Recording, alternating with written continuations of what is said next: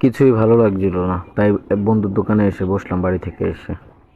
আমাদের এদিকে প্রচুর বৃষ্টি হচ্ছিল, আর তখনই বসেছিলাম এক দোকানে। তখন বন্ধুর ফোন আসলো যে ওরা নাকি এই বৃষ্টির মধ্যে ভিজে বরবাদ ছবি দেখতে যাবে সাহেব খানের।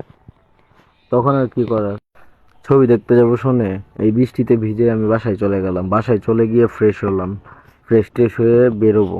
আমি এখন বেরিয়ে পড়লাম বরবাদ দেখার উদ্দেশ্যে গাড়ি নিয়ে। আর অনেক দিন পর ছবি দেখতে যাব, তো একটু এক্সাইটিং লাগছিল।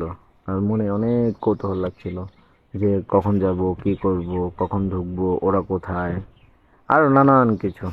রানিং অবস্থায় বন্ধুদের ফোন আসলো আর বলল যে আমরা যেই শো দেখতে চাইছিলাম ওই শোটা শেষ, সময় শেষ। তো এখন আর কি করার।